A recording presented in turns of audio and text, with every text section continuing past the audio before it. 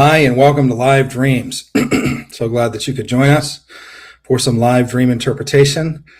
We've included the link in the comments. If you have a dream and you want to hop on and join us, feel free to click there. And I am with my friend and partner in crime, General Neil Tolley. How are you, Neil? I'm doing well tonight, John. How are you? Good. Good. It's good to be back. Yes. Looks like we got a good lineup, a double V lineup tonight. Outstanding. It's fun to see what the Lord's going to do, you know? Every week it's different. It's like a different flavor every week. Kind of curious what this week's is. Yeah, you know, it's fascinating to see dreams, to see the themes that people have in dreams too, that show up over and over and over again. It just seems like God is faithful to to provide us with an interesting theme that's consistent throughout almost all the dreams that we get. That doesn't mean, by the way, if you have a dream that doesn't seem to fit what everybody else is saying, don't hesitate to share. And, you know, I wanted to do something new tonight too. Not everybody wants to hop on and be on video, and we understand that. But if you want to, leave a dream in the comments, and if I can see it, we'll address that dream. So if you have a dream that you just want to type up, especially if you're on YouTube, you can leave the dream in the comments, and when we see it, we'll put it up there, and then we'll answer the question. And again, not just dream interpretation. So that's the primary purpose of tonight, but also if you have questions related to dreams that you worry about or that you're curious about, then go ahead and leave those in the comments. But before we jump in and get started, let's pray and invite the Holy Spirit to be with us. Father God, we thank you for this wonderful opportunity to be together again, to hear from you, to hear from heaven, to hear in visions and dreams the figurative language, what you've told me is the love language that you have to your children. And God, I thank you that you speak to us in this way. And I thank you that the dream comes from you and the interpretation comes from you.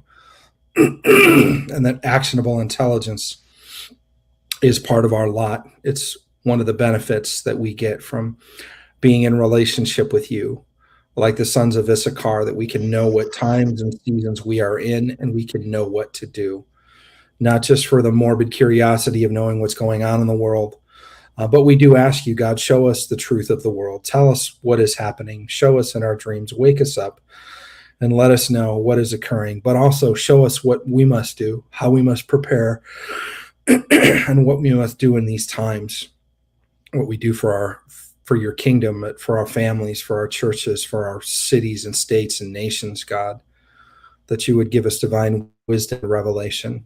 We ask that the spirit of wisdom and revelation, that the Holy Spirit would be here with us tonight, that you would help us to operate in words of knowledge, words of wisdom, even prophecy, discernment, dreams, visions, and interpretation.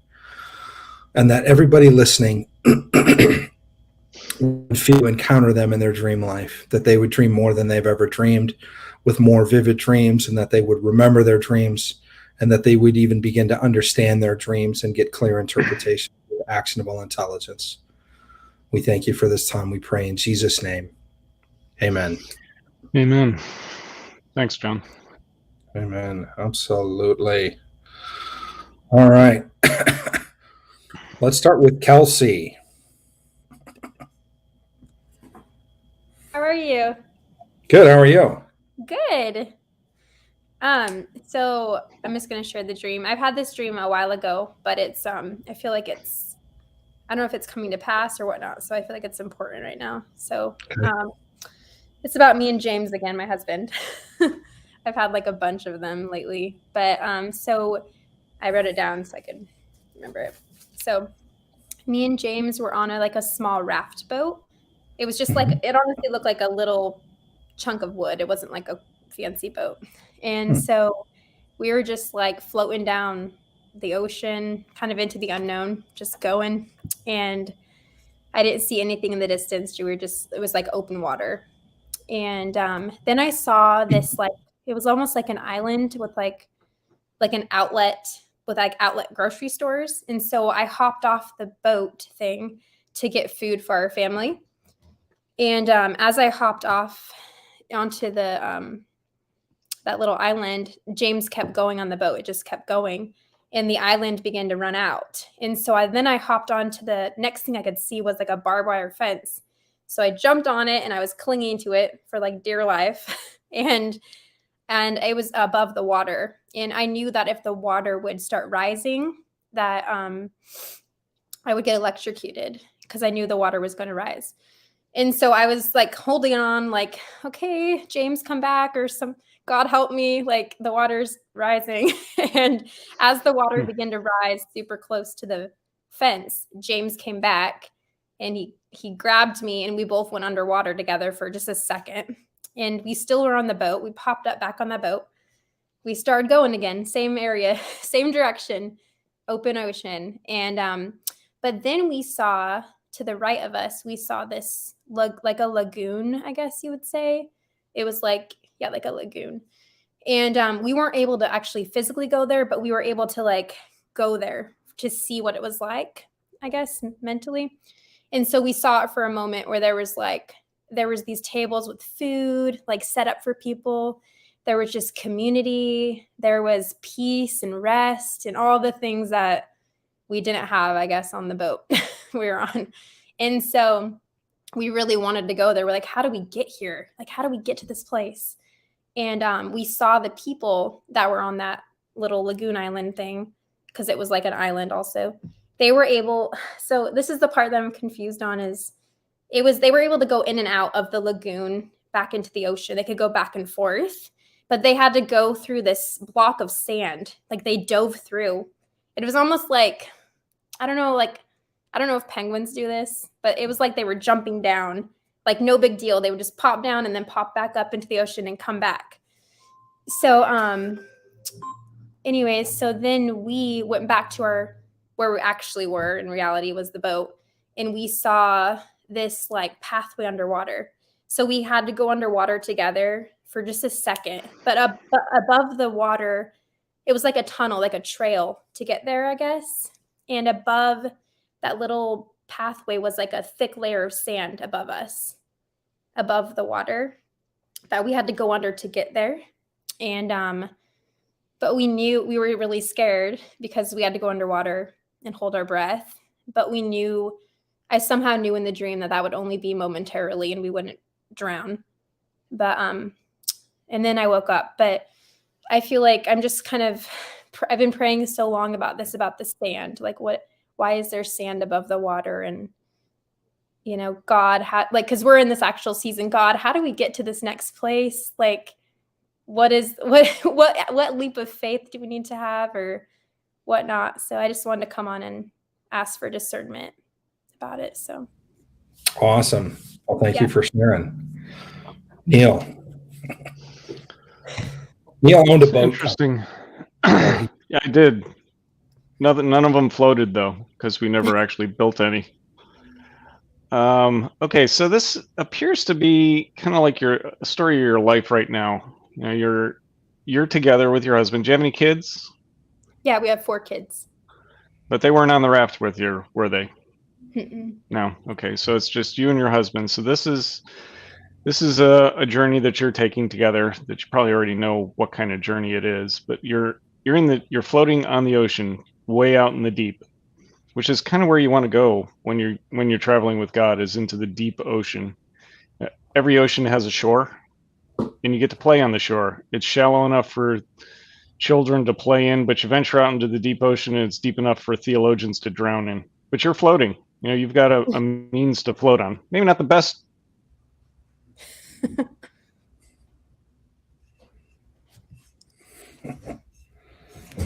We lost you, Neil. We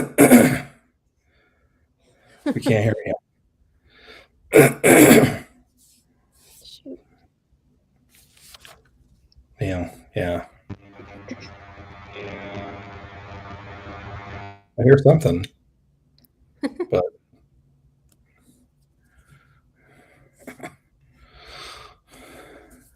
I'm gonna give him just a second to see if he You're can. fine.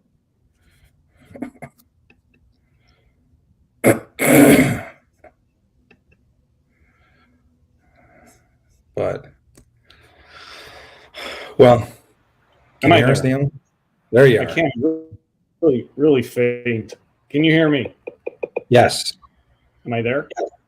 Yes. Okay. So you're floating on this fantastic vehicle of destiny aboard. You need an upgrade, and I can sell you one. I've got a great design for a boat. Okay, so you're floating along in the water. This is just your journey. You know, you're out there in the deep with God. You know, you're in the depths. You're not in trouble. There's no tsunami that's going to tip you over. You're just floating along, and you find a place, a kind of a sanctuary, this island out in the middle of nowhere with groceries. And so that's some of the provisions that God provides for us. And you jump off, but James stays on the boat, raft, board. And you pick up your groceries, and as a provider for the family, you're providing for them. So it's this is sustenance to keep you alive. It's the manna from out in the middle of the desert, but you're in an ocean. So it's things that it's not the milk of the gospel. It's the meat. It's the food that keeps you alive as an adult believer, not as a child. So James goes floating off. So there's a point where you two are separated for some reason. He floats off, and you're looking for groceries. And the only thing you find to jump on is a barbed wire fence, which really isn't very comfortable, I imagine, to jump onto. It floats. It keeps you above the water, but that's going to be whatever that is. It's a painful experience.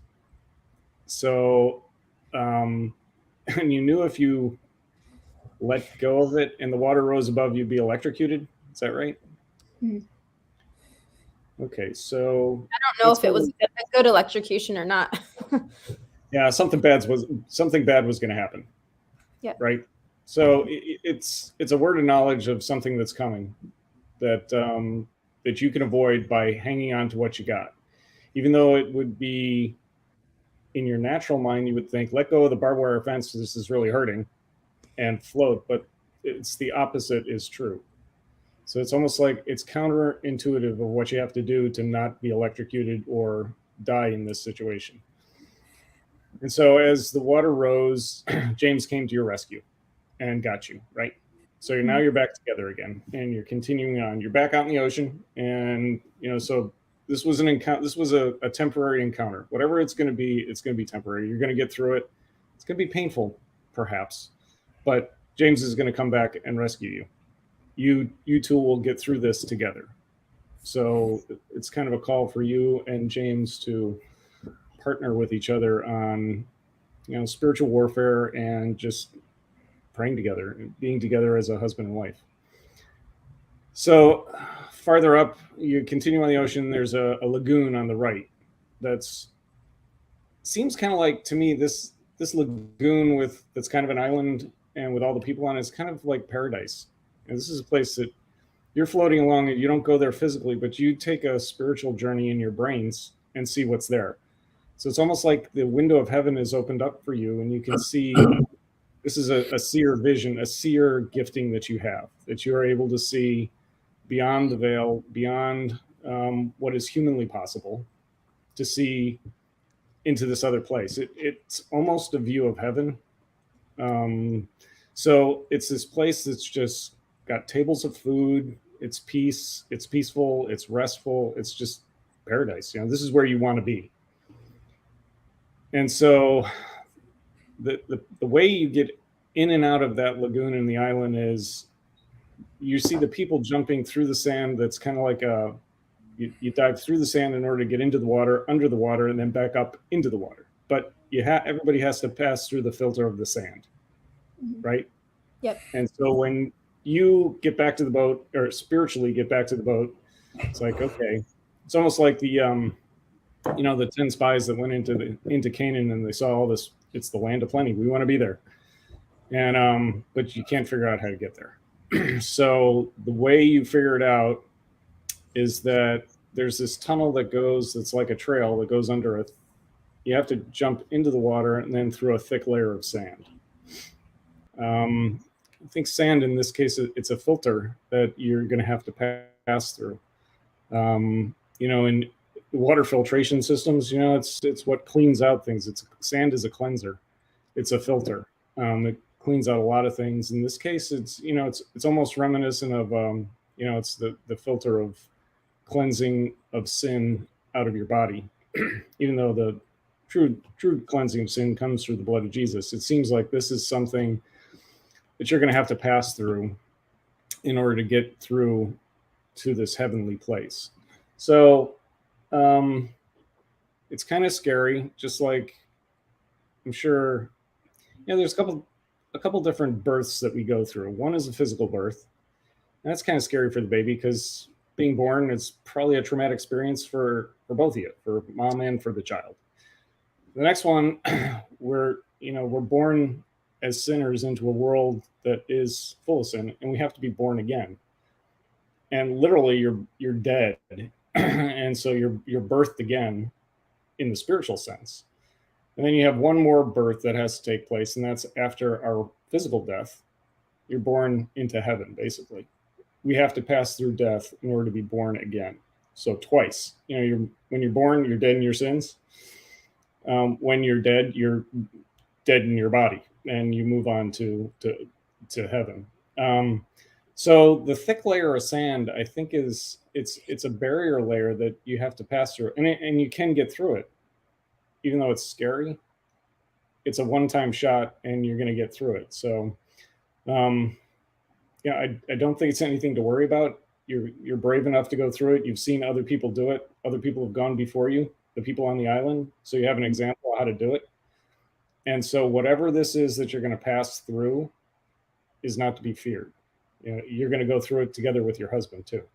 So that's all I got. So John, I don't know if any of that resonates with you or if it fits into what's going on in your life. Yeah, no, it does. It's really good. Yeah. I really like the part in particular about the birthing. The idea of going through sand is representative of unknown, right? A house built on sand is unsteady. It's kind of shaky. It's like, I don't know, versus a solid foundation. And the one thing that you were afraid of in the dream, especially when you're hanging onto the barbed wire, was the idea of dropping into the water. And what you have to do in order to get to this place that God's given you a vision for, which is a place of family and a place of community and fellowship and a place where you and your husband want to be. You want to raise your kids with other people's kids. You want to just live in this kind of wonderful place of community. Is you have to go deep. You have to go deep, and it's kind of unsteady at first. That's the idea of going into the water, and then the sand is the idea that if you've ever been part of a church, my mom always told me, if you find the perfect church, don't go, because then it won't be perfect anymore, because you'll be there. So if you've ever been a part of a church or a community and you've gotten hurt and you've kind of withdrawn and been like, oh my gosh, and we really got to be careful who we let in our lives, and you just don't want the drama, but we all want that community. And it's the idea of having to go to a depth and coming up, through the uncertainty, the shifting part of getting to know somebody. Like, how do you ever know anybody until you spend time with them and you build relationship? And at the end of the day, love is a decision. Love and community it's a force of our will. People talk about falling in love and they just as easily fall out of love. But if you find somebody that you can run with, if you find a group of people that are moving in the same direction, that believe like you do, that are willing to take the risks that you and your family want to be together in community and move in a particular direction and create the world around you that you want to have, which is, sharing and caring and building this thing together where it's not just you guys alone drifting on this boat and the water's rising, but having that place of security in a community, it takes risk. And that's what I feel like God is saying, is just be willing to go deep and take the risk, even though it's uncertain at the beginning, and let him show you. Sometimes relationships shift. I was in the military, and so every couple of years, you're moving in different churches and different people in different cities. And sometimes it's difficult because it feels like, man, everything around us is shifting. But you can find a home and a community, and you can also be that place for other people. I think one of the interesting parts of the dream is realizing that probably behind you somewhere coming down this waterway is another couple, and they're going to have a vision of the community that you are now in and a part of, and you're going to be their view of heaven. they're going to want to have a family like yours that they can connect with, that can be an anchor in times of trouble. And a lot of times we want to fit into a community and feel loved, but are we willing to be that community for other people? So I think it's a powerful dream. And I think the dream, the actionable intelligence is to take the risk to be a part of a community that you see, or to form a community that is something that you and others would want to be a part of. Yeah, the other part that I missed was when you're on that board, like with a boat, there's a prime mover on it, there's a propeller, and there's a rudder that can steer you wherever you want to go, at the speed you want to go, as fast as the boat will take you. But on that board, you're just drifting. So I don't know if you feel like you in your life now that you're just kind of drifting kind of aimlessly, but you don't have any control over the direction that you're going. But in this case, the direction, it's not really up to you, the direction that you're going. God's providing the direction for you. He's the one who's pushing that board first to the island that has provisions that you didn't know about, you didn't see, but all of a sudden it was there. And the second time he pulls you to a place, was in this place of paradise. That's just a beautiful place. So it's not by any effort of your own that you're going to get there. It's God's going to take you there. Yeah. Thank you guys. Yeah, that's powerful. Thank awesome. You. Thanks for sharing. Yeah, thank you. Bye, guys. Bye-bye. Cool. Well, there was a dream up here. Lena had a dream. Recurring scene. What does it mean when entering a building or shopping center through an entrance that I recognize well, but when I get to the exit, I always end up lost and disoriented and in a different exit point? Go, Neil. Wow. So you understand. So okay. So the building that you're going to. It's a shopping center. So it's a place of commerce. Place of community, sort of, in some cases. So the entrance is known. So that's something that you're familiar with. You've got the entering part down, but once you get in there and you exit, you leave and you're disoriented. So something in between causes a disorientation in you, and I don't know what it could be, but exit point. That's when you leave. Something is causing confusion when you go to this place. So stay away from shopping malls. I think that's the first and foremost, because they're just not a good place to go. Now, I think the exiting piece, which is the concerning piece, why are you disoriented? Something causes you to lose your way in between. And there's only one way that you can stay grounded and stay on the path that you're supposed to, and that's the path is Jesus Christ. So it's following him, and you'll never get lost. You'll never get disoriented. He knows the path that you're supposed to take. And the path that we take is a narrow one.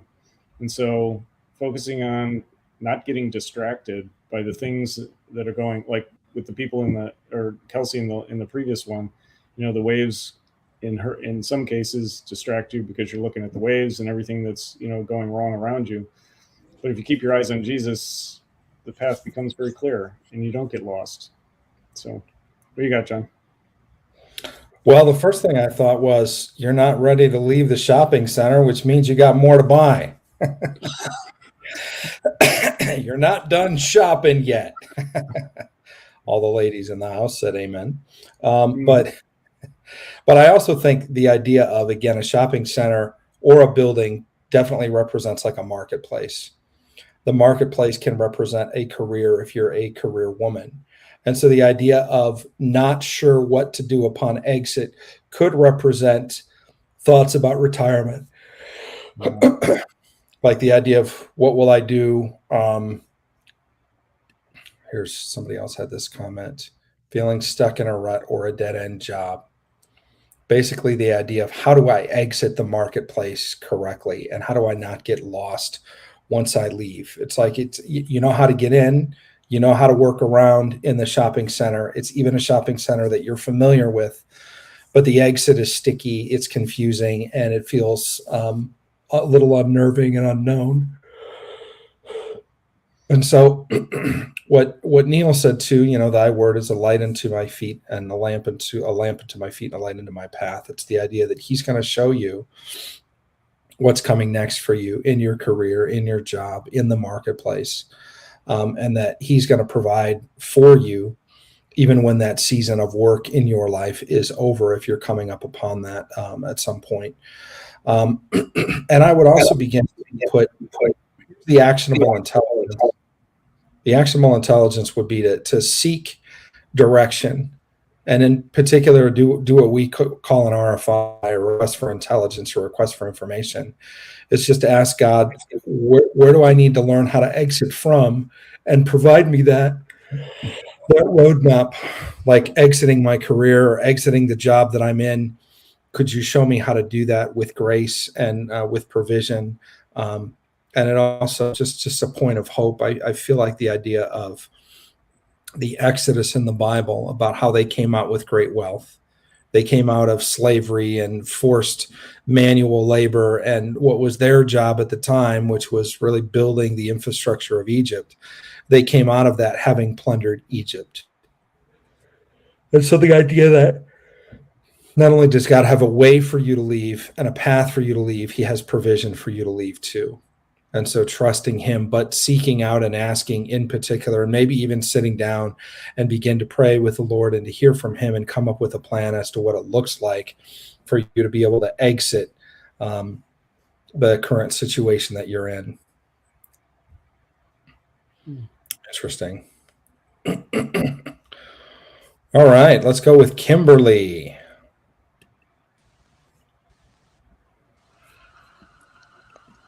Hi. Hi, how are you? Yeah. Hi. Good. Hi. I wanted to tell you I just love your program. I kind of came up on you probably a few months ago, and I thought it was just wonderful. And I wanted to say thank you to both of you for your service. So thank you. Oh, So I have two thank you. short dreams, and they have been just really kind of stirring me. And they're really short. Okay. The first one, I would call it, I called it Stolen Money. And I had it on March the 5th, 2022. So in my dream, I believe I was at a church. I felt like I was in a church. This person came and got me, and he took me to this room. Got to the room, there was a man standing in the background of the room, and another man standing in the corner. The man standing in the corner told the man in the background the reason why he was there. He said that my husband had stolen $73,000 from him, and he wanted his money back. In the dream, I didn't fear. I didn't have any fear when he said that. So I started fakingly crying in my dream because I think I wanted him to throw him off that I was afraid. And so then I asked him, I says, well, how long do I have to get the money to you? And he said, so he pulled out a gun and he pointed the gun at me. He pulled the gun out of his jacket and he pointed it at me. And he says, you have 24 hours. And I asked him, I says, well, can you at least give me like 24 to 72 more hours? And then the dream ended. Wow, that's interesting. So the setting was like church? I felt like for some reason I was at a church because in the dream, I think I can remember that I had gotten up and I felt like I was at the church and this man came and got me and he just took me to this room. But like I said, when I got in the room, there was a man standing in the background of the room. And so, and then he told the man, and then there was another man standing in the corner. And then he told the man in the background while he was there, the reason why he was there, he said that.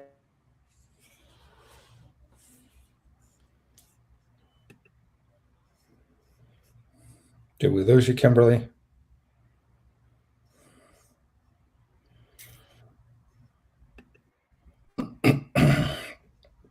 Looks like she froze up. Okay, well, she can watch the replay on this. What did you get on that, Neil? That's an interesting dream. Yeah, why don't you go first and I'll jump in after. Well, I think the setting is really interesting. The idea of being in church and having somebody confront you and say that your husband stole from me. I think that's really interesting because the church is. Did we get Kimberly back? Can you hear us, Kimberly? Yeah. Can you see me? Yeah. Uh-huh. Yes, I can. All right. So there were I three can men hear in you. total. Yeah. Yeah, I can hear you. So the idea of the church and the church being the setting for where somebody wants to confront you with a debt that your husband allegedly owes them is really interesting. The idea of one guy kind of escorts you into this room, and then there's a man in the background and another guy in the corner. It's to me, it's the idea of feeling a little bit ambushed, feeling kind of cornered, especially when somebody's going to then tell you that your husband owes them a pretty immense amount of money for most people, $73,000. But the idea that you weren't afraid. I tell people this a lot as we work in spiritual intelligence and we hear things in dreams and prophecy and whatnot, is don't be afraid of information. Don't be resistant to hearing information. It's just information. Just take the information, judge the information and discern it, and then come up with an action plan as to what to do with the information. But you weren't afraid of the information when you heard the information.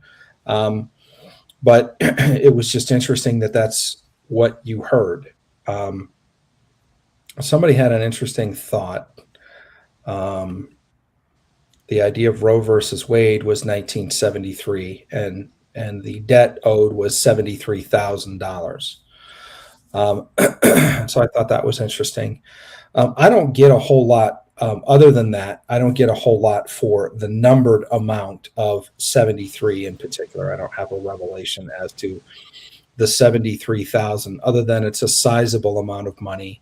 And it's something that most people wouldn't have with them. Probably most Americans wouldn't have access to that amount of money, even in their bank account.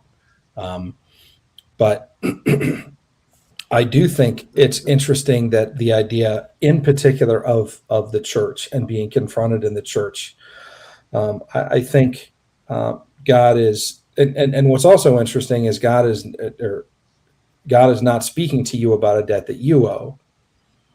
In the dream, it's a debt that somebody else owes. And so it's the idea that somebody or you have access to somebody who owes them money, and so they want you supposedly to intervene. And then, the idea that they pull out a gun and basically puts your safety in jeopardy in relation, kind of as forfeit for this money, and they give you 24 hours to come up with the $73,000. To me, it sounds like robbery. To me, it sounds like what the enemy would do. The enemy comes to steal, kill, and destroy. So this would be stealing, this would be killing, and it would be destroying potentially your life and your marriage if this was real. But it's the idea, too, that we don't have any way to verify that the debt is actually owed by your husband. It's the accuser of the brother, and it's the one that says, you owe me for this. Well, what's your proof that I owe you for that? And it's a sizable debt. And again, without grace and under the law and not having Jesus as our arbitrator, it would certainly be something that you would be fearful of. But because we know that we have somebody that moves on our behalf, that has paid the price, that has literally ransomed our lives, we know that you have an advocate. And that's kind of the whole basis of church anyway. And what that reminds us of is you and your husband have an advocate, that your life will no longer be forfeit and that you will no longer be put in danger. But what are your thoughts on that, Neil? The thing that stood out with me with the $73,000 was the 3 zeros. It's like these 3 men are a bunch of zeros. They're a null set. They don't matter. They don't mean anything.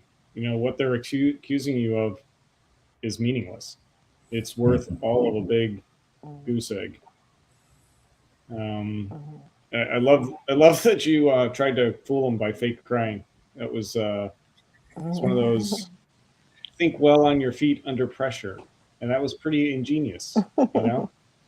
So I mean, you're basically playing with these guys, and they're clueless. You know, to pull a gun on a woman. I mean, come on, really? You were a serious threat if they had to pull a gun on you. Obviously, you were crying. Yeah, it's just the idea that these guys have no idea what they're doing, and threatening a woman is just dumb. It's unarmed in a church, no less. So it's. I agree with what John says. You know, it's the church is just not a place that you would expect any of this to happen. You know, the debt, any debt that we have, was paid for already. It was paid for by Jesus on the cross. We don't owe anybody anything, especially these three knuckleheads who are 3 zeros. So don't pay the debt. You're good. Yeah, there's a lot of interesting comments. I like this one.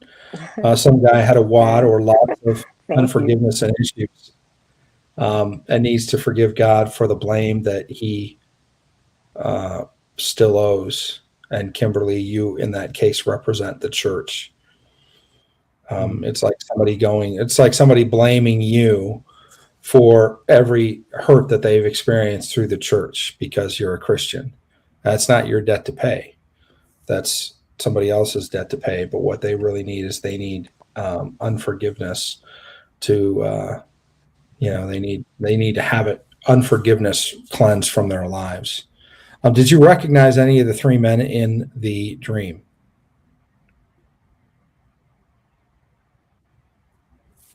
No. I think we lost her again. We lost Kimberly again. Okay. Well, again, interesting dream. The idea of a debt that she did not owe, that her life was being put in jeopardy because of, but she had the wherewithal to stand on her own feet and to not be afraid. I think that's fascinating. Don't take on a debt because the accuser says you owe it. Don't buy into that. That's a trap. If you agree with it, then you carry the weight of it. And it's just like guilt. It's just like unforgiveness. If somebody has a grudge against you, and the spirit of accusation wants to come against you and accuse you, and you've done everything you can to maybe go back to this person and to make it right, or to try to receive a level of forgiveness or accountability or whatever needed to happen in the situation.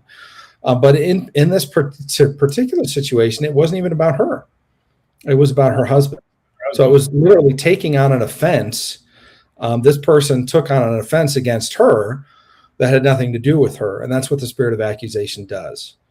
A good strategy in that case would be like, then you need to talk to my husband, but leave me out of it because it's not my debt to pay.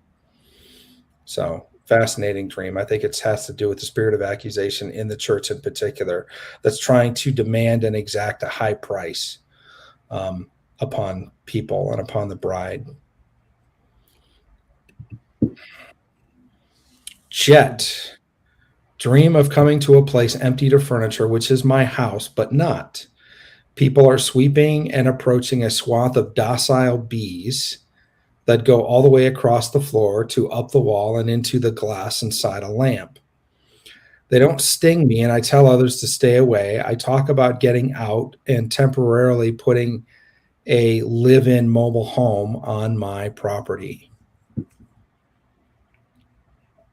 Emptied. A house emptied of furniture that's hers but not hers. So I think what she means by that is it's not really her real house, but in the dream she recognizes that it's her house. And there's a swath of docile bees across the floor.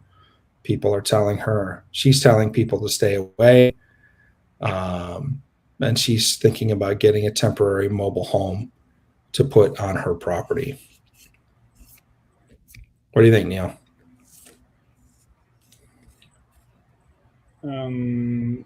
Looks like it's a place that she's going to be leaving soon, that she knows about. Emptied of furniture, so the house is no longer livable. It's almost like she's going to be selling it. It seems.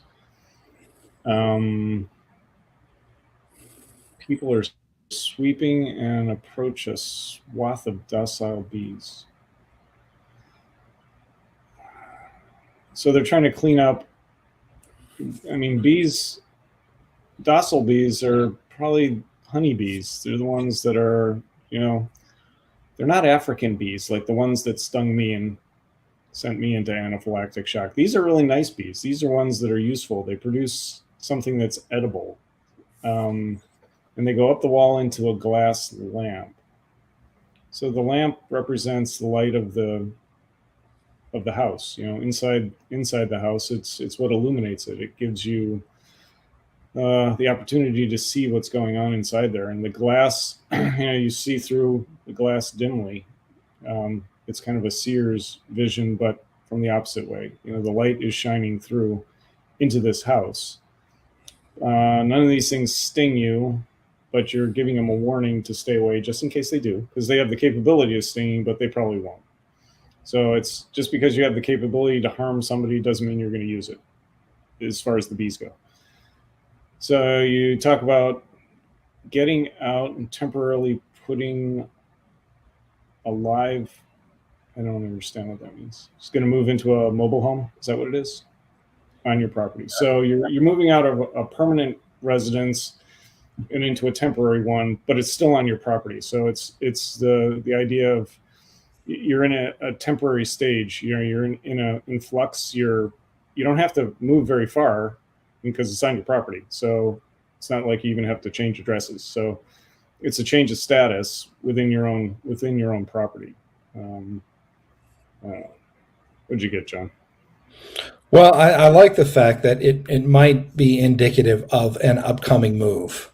The idea that the furniture it's emptied of furniture. So at one point it had furniture, now it doesn't. It's not like it's never been furnished. It's emptied of furniture. So that would be indicative of the furniture's been packed up and ready to go somewhere else. People are sweeping, which means they're cleaning the place out. And then they approach a swath of docile bees that go all the way across the floor and up the wall into the lamp, into the glass inside the lamp. So there's a hive there. There's a nest there. It's not just like, oh, here's a couple of bees. They're all across the floor, up the wall, and into the lamp. And so the bees, I think, represent the idea of being about the Father's work, a state of being, literally.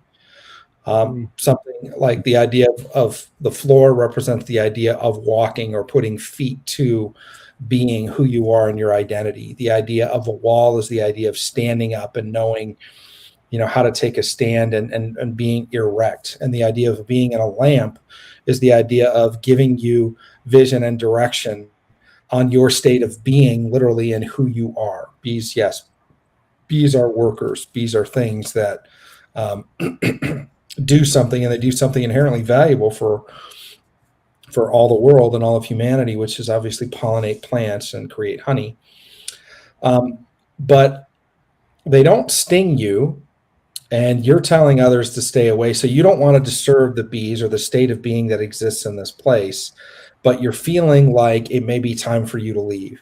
And so the idea of putting a mobile home on your property is a next step towards a move, because the idea of a mobile home is it's a home with wheels. Any moment you can pick up and you can leave and you can go somewhere else, but you're initially not thinking of leaving. You're initially thinking of, I'm going to put it on my property and I'm going to live in this mobile home, but then you'll have the ability to leave later. So I think God is speaking to you specifically about two things: a state of being and move. And I think if you really understand your identity and who God's called you to be, it will cause movement in your life. Because if you partner with it, you'll act on it.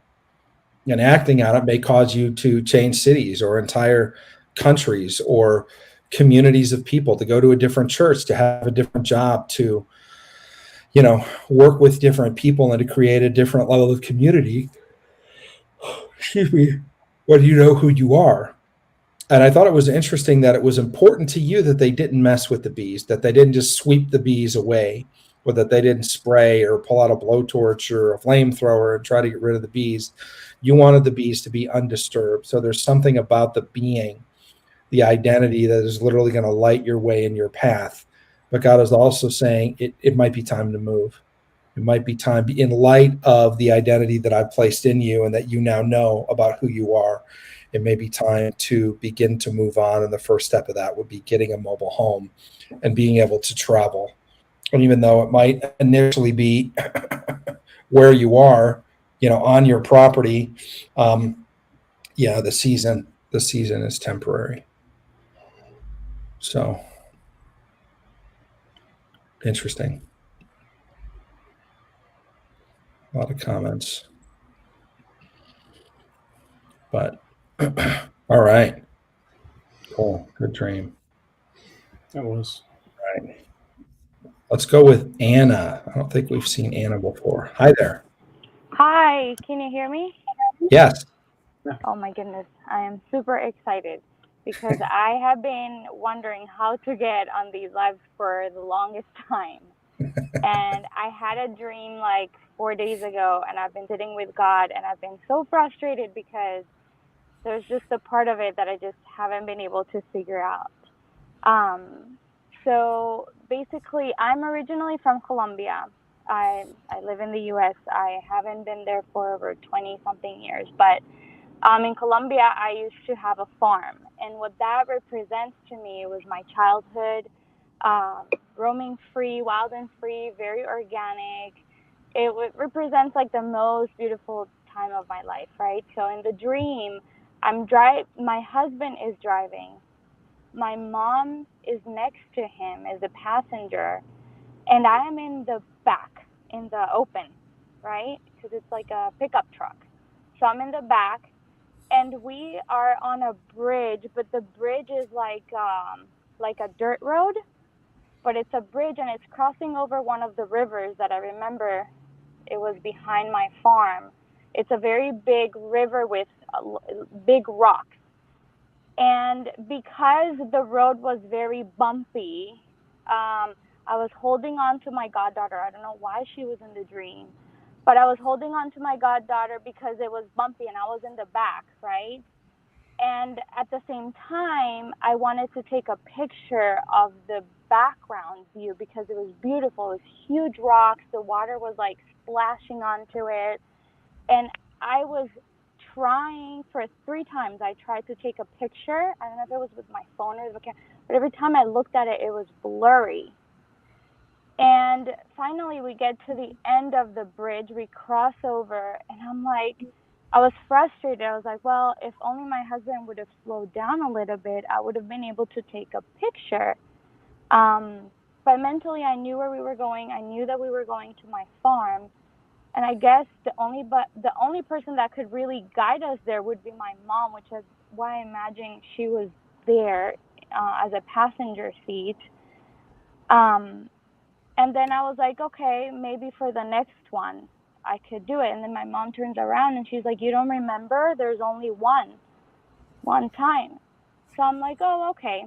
And then this is the part where it turns like sci-fi because I have no idea what this means. So we're no longer in the car. We're now walking on dirt road. And then in the middle of the road, there's just like an opening, like a little creek kind of opening. It's circular. It's an oblique, cylindrical kind of like opening. And there's like a worm, skinny worm with pale pastel colors. And then this blob kind of worm, white, comes and eats it. And starts eating it slowly, and I'm just watching it being eaten. And that's the end of the dream. So where was the worm?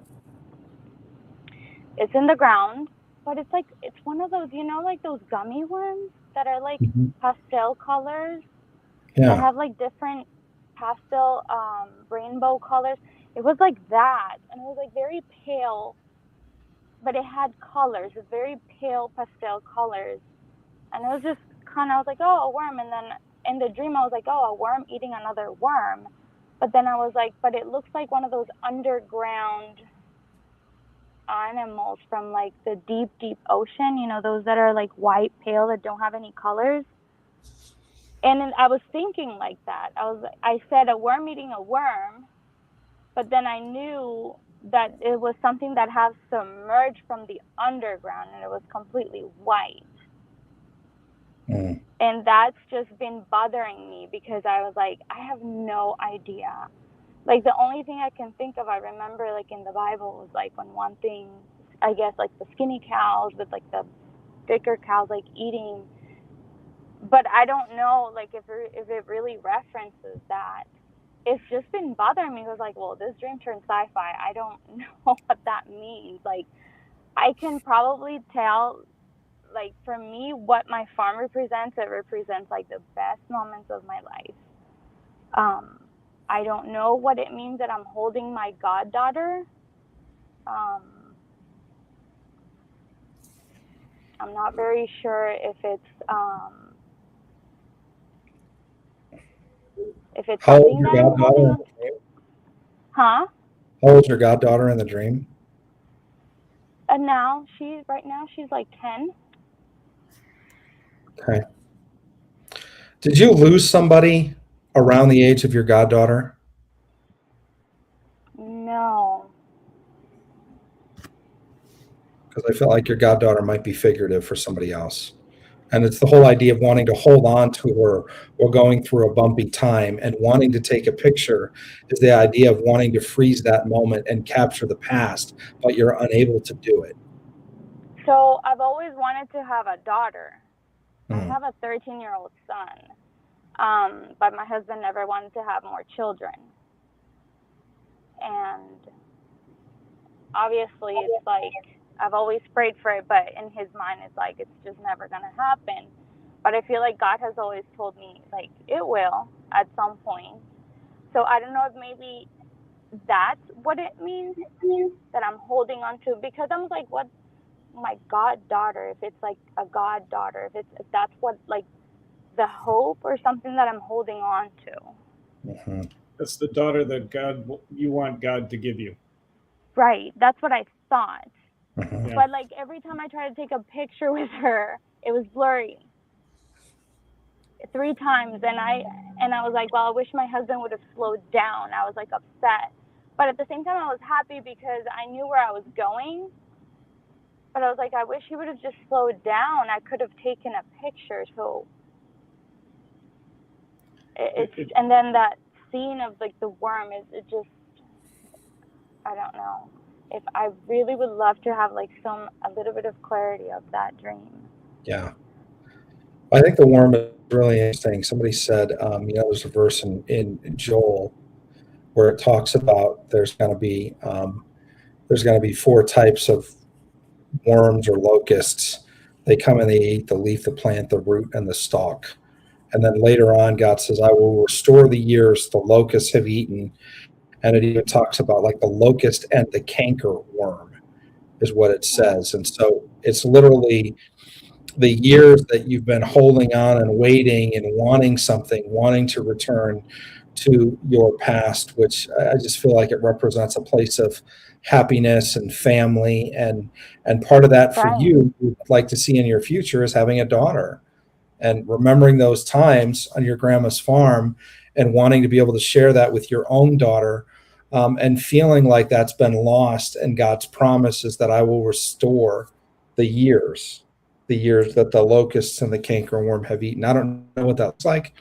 I don't know if that means that, God supernaturally changes your husband's heart or gives you a baby girl in spite of that, or that you adopt or anything like that. I'm not sure what it means, other than know that God is faithful and God wants to restore the years that have been taken from you. This is the second time that I hear that. That has also been prophesied over my life twice, that God is restoring the years that I've lost. Wow, that has a lot of meaning too. But yes, it's something that I've been like, I always, pray and cry out because it hurts me. It's painful. I would love to have more kids. Yeah, and I think the blurry pictures, the 3 blurry pictures that you take are you can't see how this is going to happen. You're taking a picture of something, but it's just not clear to you what's in that picture. It's blurry in your own mind. You have no idea how this is going to happen. And your husband's driving so fast that you Right. can't get a good picture of it. And in life, it's like things are going too fast beyond your childbearing years. Perhaps eventually it'll get beyond it. Mhm. It'll go so fast that there's no way you can turn around and revisit Right. that in order to have children. But Right. That's what I also feel. yeah, and that, I think that's what the beginning part, and then you slow down, because now at the end of it you're walking, so life is slowed Mhm. down a little. You're no longer raging around in the truck, and mom's not guiding you anymore. It's just you walking on the open road, and you Right. see this, the gummy rainbow worm. It's pale. The symbol of the rainbow it's the Noahic covenant that God made, that he would never, it's his promise to the earth that he would never crush the earth again. And it's his Right. promise that, he's going to be faithful to us. And, Wow. the other worm trying to eat it is like everybody has said up to this point, is trying to eat a blessing that actually can't be eaten. But if the white worm, white is a symbol of purity. It's kind of a weird symbol that something more glorious is eating up the rainbow promise. So Yeah, it was completely white. It was so weird. yeah, it's a strange symbol. Yeah, it really bothered me. Like, I was really frustrated with that dream. I couldn't even like pray in the morning without asking God, like, what does this mean? But what does this mean?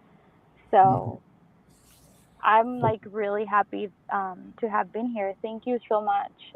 This really means a lot. I really prayed. I was like, how do I get in there? I really want somebody to help me, because this time I really can't. Oh my goodness. Thank you so much. This brought so much clarity. I appreciate it. Awesome. Thanks for No joining more us. fuzzy pictures. Thank you so, so much. I really, really appreciate it. God bless you guys. All right. Vanna. Good night. Thank you. Bye. Wow. A dream of the promises of God. That's amazing. Yeah. That's cool. Love Awesome. the symbols that he uses. It's like everyone is completely different. It always amazes me how he talks to people. Yeah. Everybody's unique. Yeah. Restoration dream. All right, Sue. Hi. Hi, how are you? Good. It's good to see you in person, Neil. I've been watching you for several months, but I haven't been on yet to share a dream. So good to meet you. Well, nice to meet you. Jim has been on. What's that? But Jim has been on. Jim's been on. I know he's been taking over. And last week I said, just read your 3 and your 4th dream, because they were both really short. I said, because I'd like to go on next week. He's like, no, I'm doing it this way. So I said, okay. One at a time. Okay, so mine is called The Car Dream, and this is one from October 20th of 2021. It was nighttime. I was in a car at some destination. I don't know where, but it was alongside a small 1-story building or house. And I put the car in park, and out of the dashboard, I pulled something like a hose, but it wasn't anything like I've seen before. It was long. It was very flimsy and flexible. And in the dream, everything was black because it was nighttime, but this thing was clearly tan in color, kind of like a rubber band color, but the ends of it were black. And I knew I was supposed to use it to fix something on the ground outside at this place that I had driven to. And before I got out of the car, another car pulled up behind me, and I sensed danger. And so I knew I had to leave. And I was in a new car where you have to, press the starter button and the brake at the same time, in order to start the car. And at the same time, I was also trying to lock the doors, but I was so flustered trying to do it all at once. I messed up and I wasn't able to start the car. And by that time, the man from the car behind me was already outside my passenger side door. And I hear this distinct sound, and it was, and I never hear sounds in my dream. So I realized he's letting the air out of my tires, so I can't leave. And then he tried to open the door, And I was so scared that in real life I jerked and I woke myself up. And then, but besides being scared, though, my immediate thought was someone was trying to deflate me. And that's it. Go ahead, Neil. Thanks. This is a neat dream. It is. Yeah. Okay, so you're in a car and it's nighttime. You know, it's time of dreaming, but it's it's when bad things happen sometimes, and sometimes dreams at night are scary, and they don't always need to be. So you're the one who's driving this car, right? Yeah. So you're in charge of you're the one who's in charge of where it's going. You know, you have control over where it's going, and you're just somewhere, and you stop next to a one-story building that might be a house. You say it was white. No, it wasn't white. I don't even know if it was brick or what it was. I just know there was a structure there, but it wasn't like wasn't something huge. Okay, so there's only one story to this. There's no other one. This is a single story. It's not like there's another one that's going to be piled on top of it. So this is what we get. So you park next to the building and you pull out a flimsy hose that's tan. It's kind of like a snake, but it has black collars on either, or black. The ends are black, right? Yeah, just the ends are black for some reason. So it's a black rubber hose that you think you're going to use as a tool to fix something later on.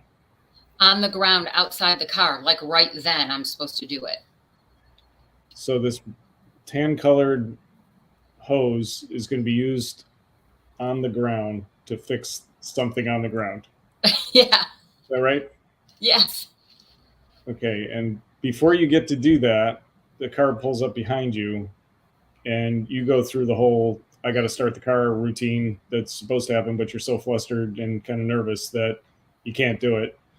And so as you're trying to go through that routine, man comes to your passenger side and you hear him letting the air out of your tires.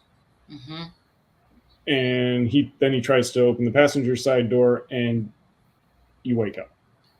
Mm-hmm. So he never gets in the car. Right. Right. Okay. Yeah.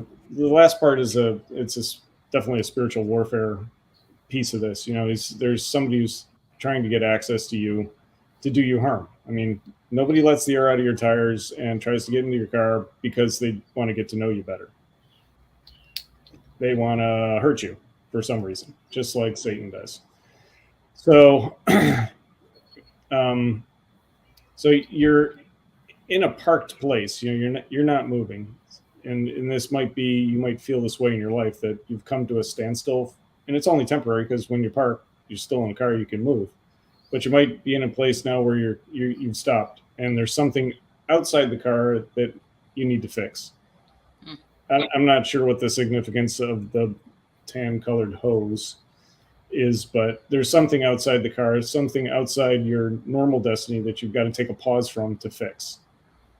And in the process of fixing it or wanting to fix it, you have the intent to fix that that somebody's gonna try to disrupt you and try to thwart your efforts to fix whatever needs fixing. And in the process, you know, it takes on, I think what you're saying, deflating you as a person, deflating your personhood. I think that's valid. I heard also a snake. You know, the sound of that sounds like a hissing snake. That's the first thing I wrote down when I heard that, which kind of leads to, you know, this is the snake in the grass. This is Satan, the serpent, who comes to defile and destroy everything about you. And you can't get in the car, so you know you're protected. You know that this is an attack that's coming on you, so prepare to armor up and defend yourself against it in the natural. You know, put on the full armor of God to fight off whatever is coming at you. So, what'd you get, John? Well, you know, a lot of the same themes. The idea that, you know, trying to upset your mission or to deflate you. The idea of deflation is really the idea of exasperation. It's getting you to believe that you're not something that God has called you to be. And so feeling deflated is just feeling a lot, you know, just a loss of momentum, a loss of excitement. And that's what the enemy wants to do, is he wants to distract you. But the enemy can't stop your destiny and your identity, Sue. But if he can get you to believe, to not believe in yourself, and to not believe in the purpose and the incredible identity of who God's called you to be, then you'll stay stopped on your own. You know, I find it interesting. I'm thinking of this like a movie. If somebody came outside my car and started to let air out of my tires, I just go. Like, stop sign, red light, I don't care. I'm moving.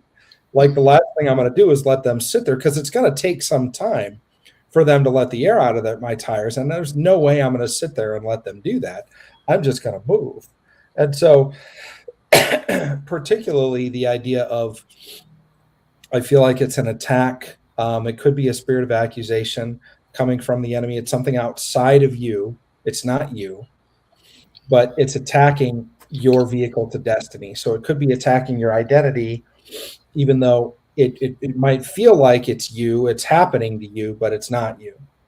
So even if there's like an emotional thing going on where you're feeling exhausted, or you're feeling tired, or you're just not motivated to want to do the things that God has put in your life for you to be excited about, to make the difference that he's called you to make in the world, recognize that as an attack from the enemy. Don't own that. Don't say, well, I must have just no longer interested in this or that. Or no, it's the enemy. The enemy wants to stop your forward momentum.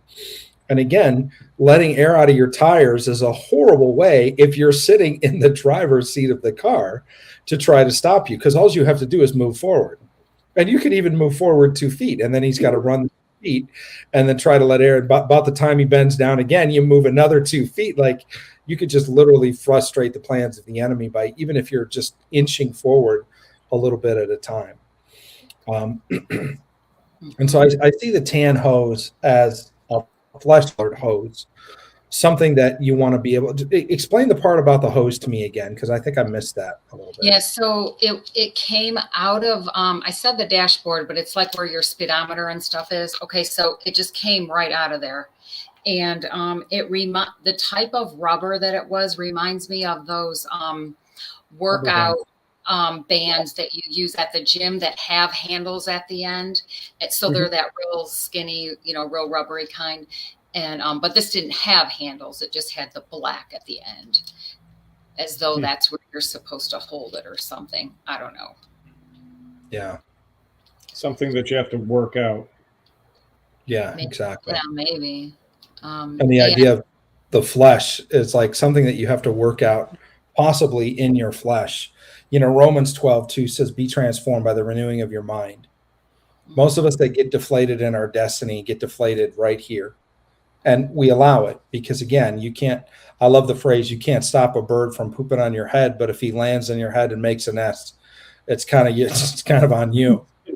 And so the enemy can throw deflating thoughts at you, but if you're going to sit there and let the air out of your tires, that's why would we do that? Let's just move forward into what God's called us to be, no matter what we feel, no matter what we see. And the idea of literally working out something like working out the salvation daily, but it's literally working out the destiny that God's called you to in the flesh as a person while you're here on earth. He has something for you to accomplish.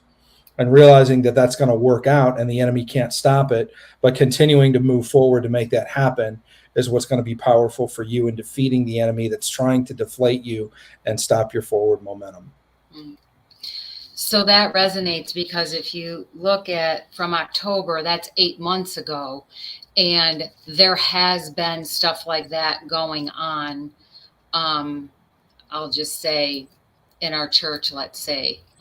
And so that's really helpful, though, and encouraging to know how to continue, that I just need to continue to keep plowing forward.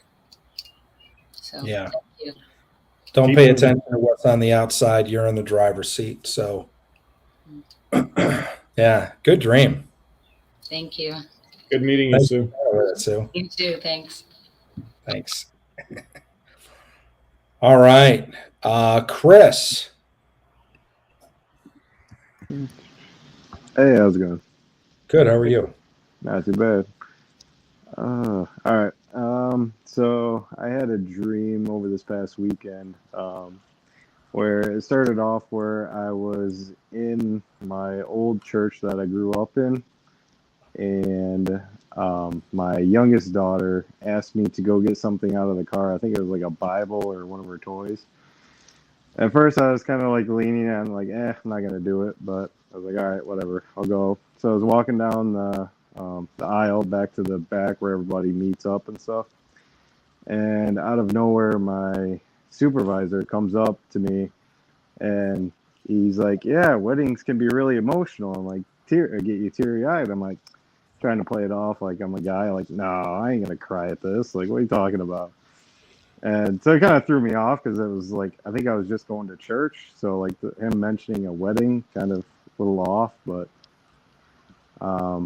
so then I remembered, I was like, oh shoot, I have to help out my church with their live stream video. So I go upstairs to where they have the balcony where they do the live stream stuff.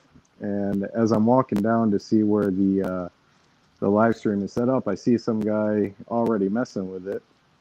And he looks like one of the, like a type of person that you'd hear about, like being saved. And like, I mean, he's got tattoos and like he was going to give a confession about how he had made a change in his life. And I look over to my wife like, what's going on? And she's like, I have no idea. So I walked up after he had walked past me. I walked up to that area, and as I'm walking up, it's like the balcony was longer than what it normally is at our church. And when I get up there, all of a sudden, instead of being on the balcony, we were down on the bottom floor.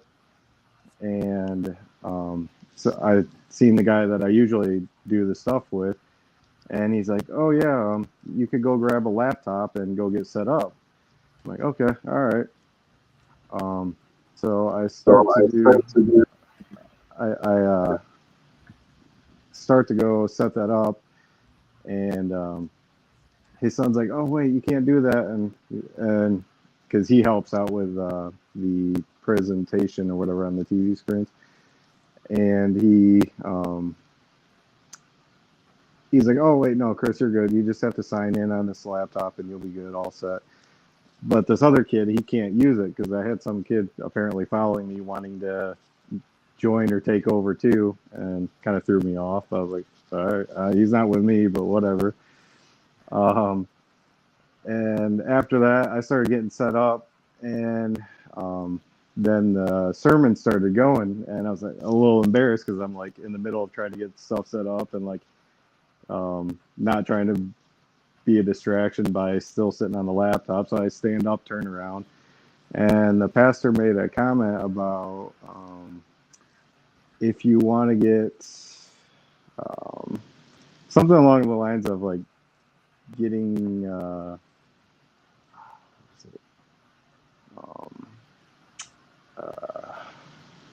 trying to think. Oh shoot, sorry. Getting a blessing or something. Come down to the front of the stage and like give donations. Like, hey, get blessings by giving donations. Come up to the stage. And it kind of threw me off, but I seen people walking up to the front of the stage, and I kind of looked at the people next to me, and I'm like, is this for real? Like, people are going to pay for blessings and stuff? And I noticed off to the side of the stage, there was like a big stand, like they were trying to sell t-shirts and marketing, all this other stuff. And it just really put me off. Like, this doesn't seem right. Like, this shouldn't be going on in the church or whatever. So like I started to leave, and I seen one of the families as I was walking out. The mother, she looked like she went to that church, but I know it was somebody that I watched a show from recently. So so the face was somebody from TV,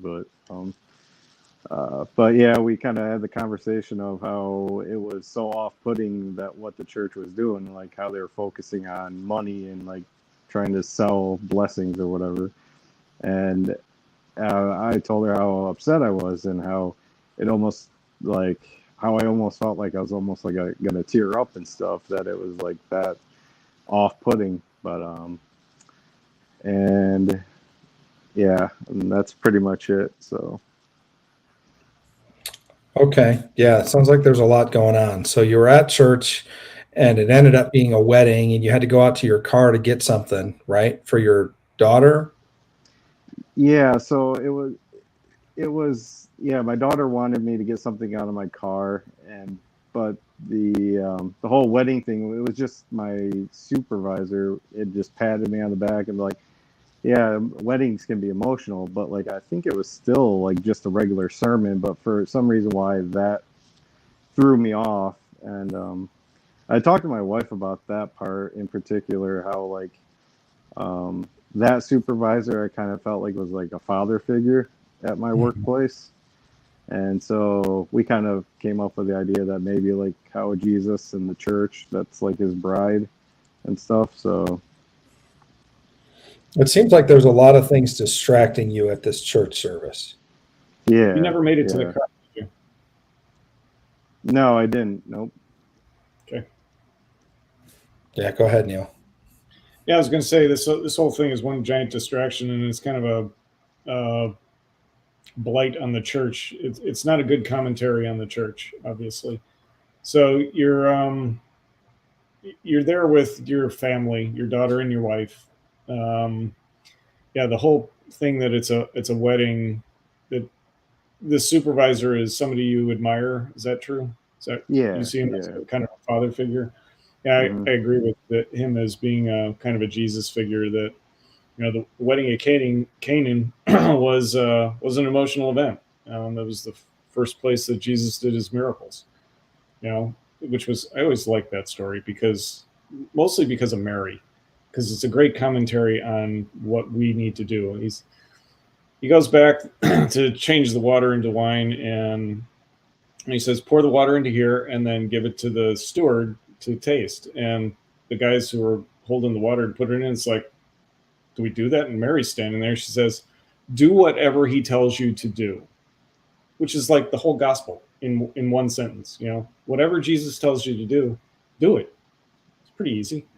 And, and he turns out that the wine that comes out is just the best in the world. So you're distracted. You never make it to the car to get the Bible or whatever toy it is for your daughter. And so she's going to go through the whole service wondering where it is. Just kidding. So you go up to help out with the job that you normally do, help with the live stream. But somebody's already there doing it for you, who's probably somebody new to the church. He said he was a tattooed dude who was probably going to give his testimony about how he was the worst person in the world, and now he's got these tattoos to prove it, and he's found Jesus and everything's wonderful. That kind of the vibe that you have. Yeah. So, and this guy has nothing to do with the church. He's doing your job for you, which is kind of off-putting. So that's the second off-putting thing that you've got. And so you go up to the balcony. It feels like you're rising in the church, but you end up on the first floor. Yeah. Right. So it's almost like you can't get anywhere in this church. It's like you think you're going up, but you're still down. And so you finally find the guy who you usually do your live streaming thing with, and he says, "Go get a laptop. You can do it now." Yeah. Yep. And then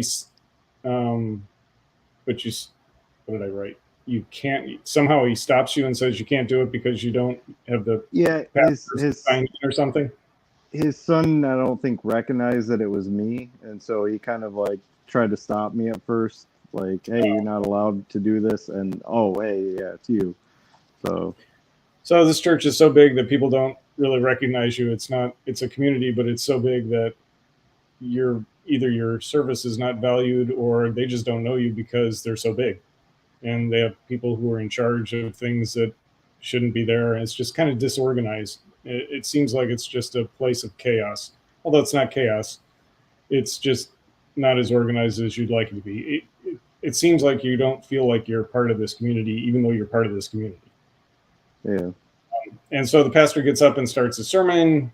It's not a wedding, as your supervisor had told you. Maybe it should have been a wedding, as the supervisor told you, because you trust him and he probably was more truthful than the pastor who's standing there, who now says, if you want to get blessed, come down and give us some money and we'll bless you for it. It's the whole, and then you see the big stand of marketing, the merchandise counter, the coffee shop, and everything else that's not supposed to be sold in churches. And I see this part as, Jesus looking at it and as he would the money changers' tables in the temple, and he's about to tip them over. And I think with this church, do you recognize the church that this was in? Is this the one you go to in this dream?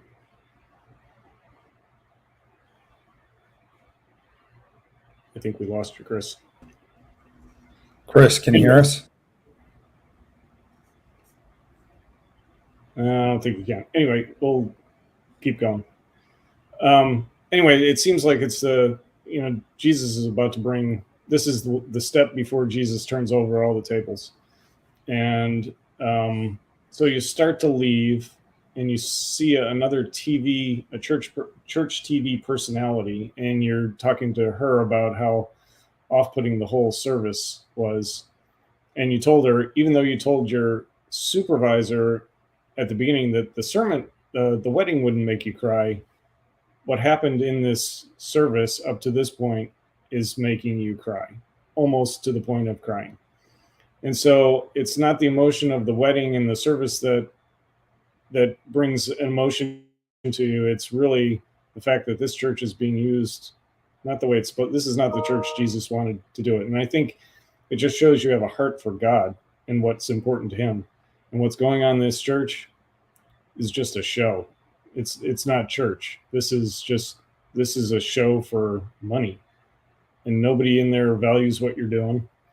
To me, it's I don't know what the church that you're going to now is anything like this, but it seems like it's kind of pointing to maybe you should move on to a different church. I don't know if that's true. If you feel that way in the place that you are now, maybe it's time to start looking for another place. And I think it's an indictment to churchdom as a whole, that this is what we've become.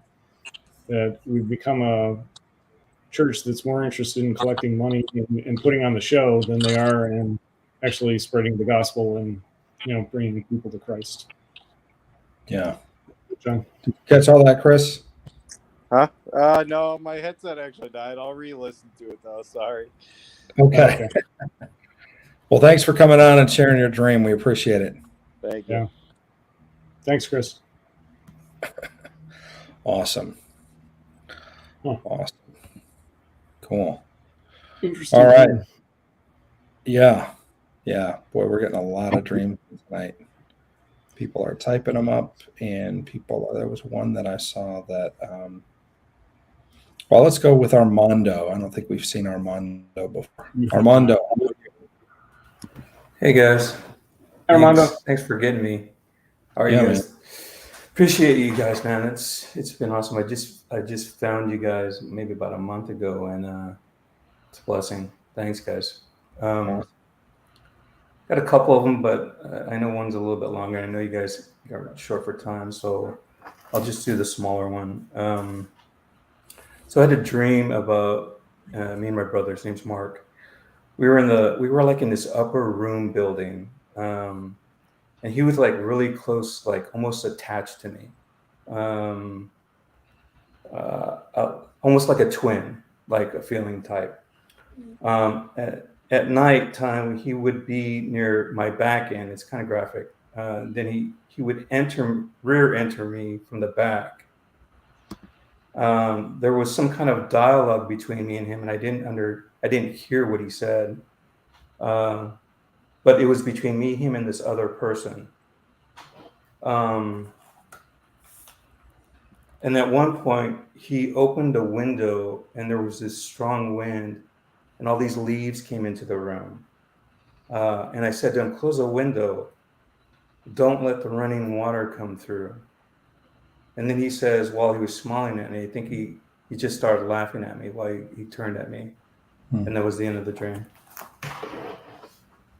Interesting. So who is this guy? He's my brother. Okay.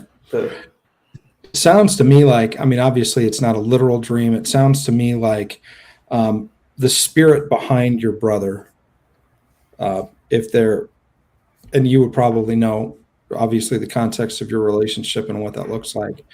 But the spirit behind your brother is literally trying to get the best of you and overpower you and have this dialogue with you that doesn't sound very empowering, but more of an offensive attack against you and who you are. Does that make sense? Yeah, in a certain way, in a certain sense, yeah, it does.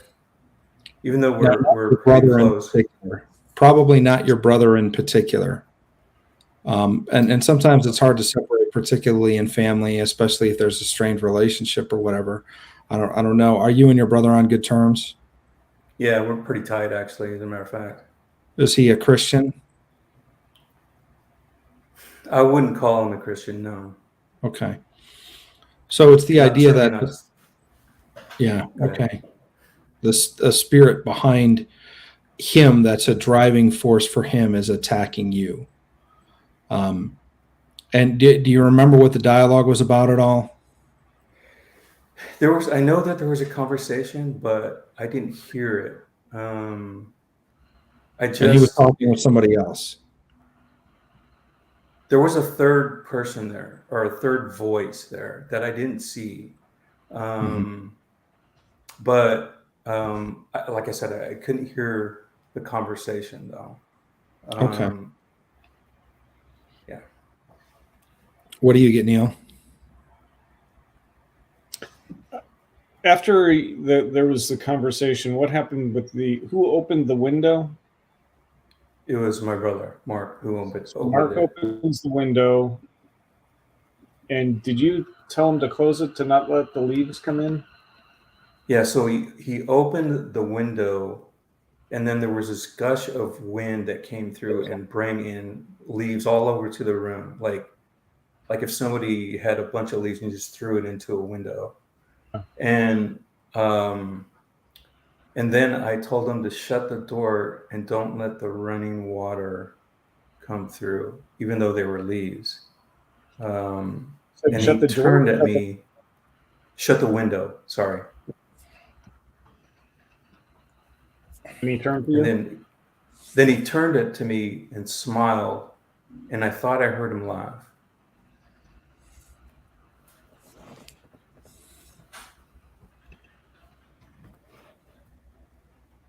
So you have a brother who's like a twin. Yeah.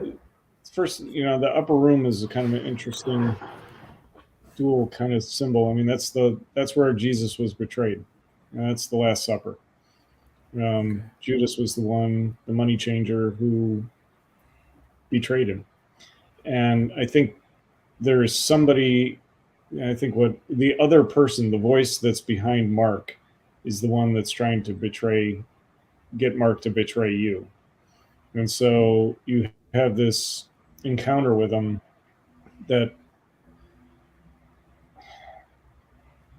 John asked this question in a dream interpretation one. It's one of the first ones he did on stage. He said, "How did you feel when that next part happened?" He said it was nighttime and he rear-entered you. Yeah. What was your thought when that happened? Was it frustration, anger, or anything like that? Or was it something different? Or nondescript? I'm trying to think of whether or not there was a feeling attached. I don't know off the top of my head. Okay. Yeah. If you remember, just you'll know what it is. But it's the person behind Mark is the person that's the spirit that's driving him to do this. Opening the window, windows are it's a view into the supernatural. It's a view into the spirit world. And so when he opens up the windows, is this seems like refuse. Leaves are dead things from the tree come into the room. So he's letting in these dead things from a tree into this room where you guys are. and you ask them to shut the window and don't let the running water come in.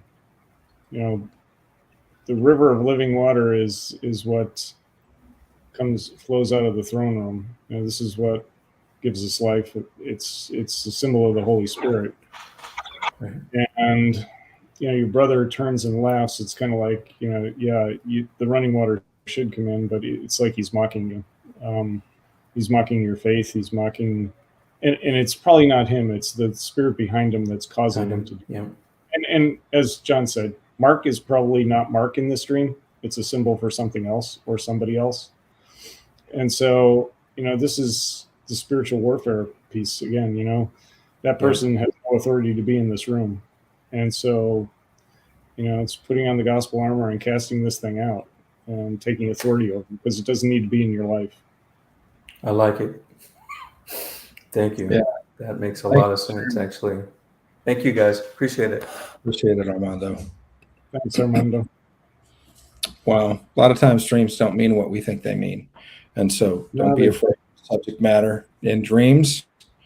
And we appreciate everybody that's, you know, has the courage to share with us their dreams. Let's go with Emma. Hey. Oh. We can almost see you. There you are. Can you hear me okay? Yeah, sound good. Cool. Okay. I have a short dream, but I wrote it down. Okay. So this dream happened a couple of weeks ago.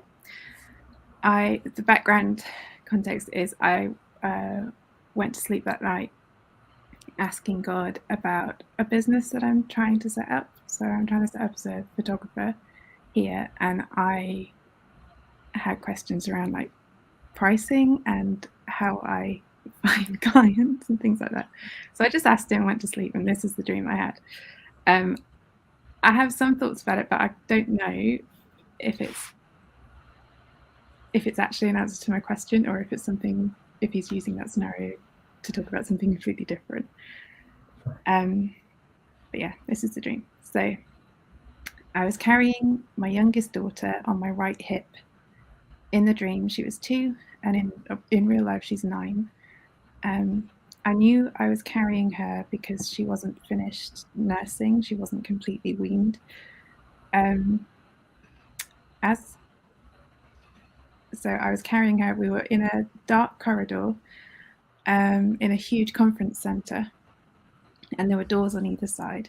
But I could see that my room was directly ahead of us, and there was like light. It was double doors, and there was like light coming out of it. As I carried her towards that room, I was trying to work out how much to charge for my hairdressing skills. I decided on $985 and had 30 clients in that room who had signed up for that price. But I knew there were even more clients who were wanting to pay me $2,000. I was walking quickly and figuring out how much time I had to cut each person's hair. I was aware it was almost the end of the school day, and I would have to go and collect my other children from school. Ree, who is a friend of mine in real life, she came out of that open room toward me. She told me not to worry because Kath, one of our mutual friends, was getting everybody ready for me. She was excited and told me that I was doing a good job. She said, "This is so exciting, but all of us want to know how you've done this and been so successful, especially whilst you're still nursing a toddler." And then she stroked Lois's face. Lois was my daughter. And she joked and she said, "What we really want to know is what's in the milk that you're giving this baby." And I smiled and continued walking, but I was doing maths in my head, and I worked out that by charging $985 instead of $1,000, as I had wanted to originally, I had missed out on 30 times 15, and I saw that as like a maths equation, and then the dream ended.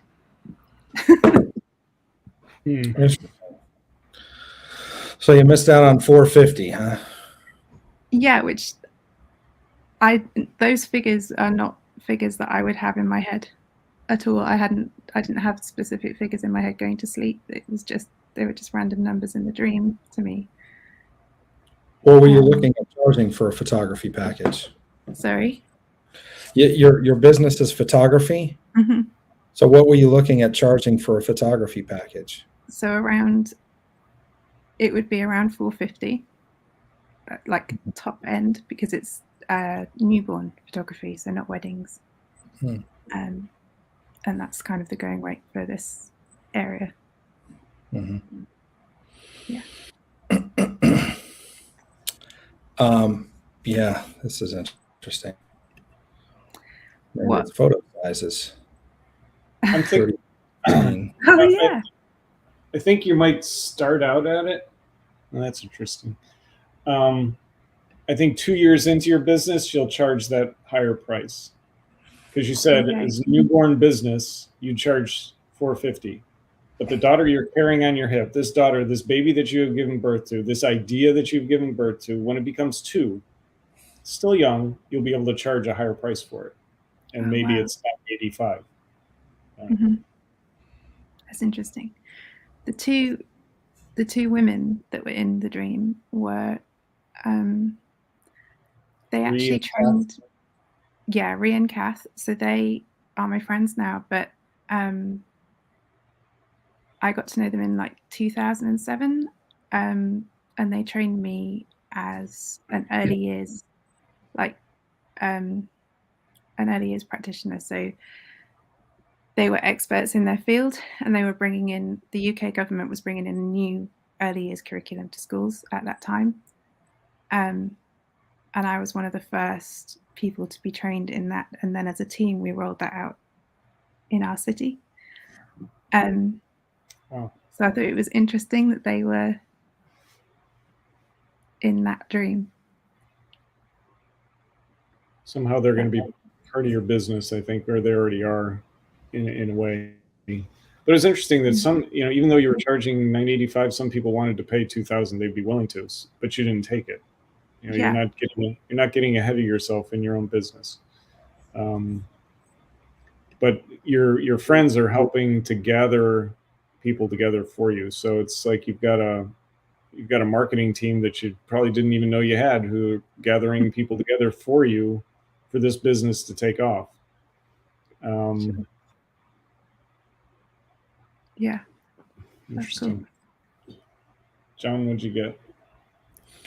Well, there's obviously the idea of mentorship and replication, the idea of having people work for you, having a baby on your hip, having your mentors there, I think is interesting. And so it's the idea of mentorship and replication. I also think it's a new business model. The idea of being in a hair salon is the idea of changing mindsets, right? And so, and particularly the idea of cutting hair. It's literally taking a piece of someone's self and cutting it off, which is kind of indicative of what happens in a small sense in childbirth. There's a piece of you that then becomes its own autonomous piece of you, And so what I thought of was the idea of changing the identity of how people see themselves through your photography. So you're not in the business of photography, you're in the business of identity work, but you're using your art to show them their identity. And then when you mentioned taking pictures of babies, I thought, well, what if you took pictures of babies with like their mother? Or like, how they'll carry the baby real low and they'll show the picture of when she's pregnant, and then they'll show the picture of them holding the baby after the baby's been born. But it's the idea of particularly replication, which is, having children that have children, birthing, mentorship, passing it on, but also the idea of literally changing someone's mindset. And by doing that, they're actually going to pay you for the mindset change. And so you'll be able to charge double or quadruple what you would normally charge, because they're going to feel so honored and so royal in their experience that they have with you, that word's going to get around and people are going to be like, this is the best photographer we've ever seen, because what you're doing is you're coming in and you're giving them a change of their identity. Wow.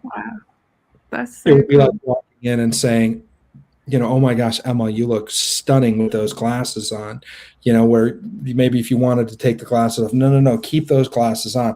And that look right there, that's extremely thoughtful. It shows brainiac side of how God uses you in discernment. And, you just begin to see them who they are, and you take wherever they're posing and you begin to point out the identity and the character of God and how God's given that to them. And then they're going to treasure those photographs. Like if we just would have taken a picture when you were like this, and I was saying all those things, you would remember from that picture what I had just spoken into your life about your identity.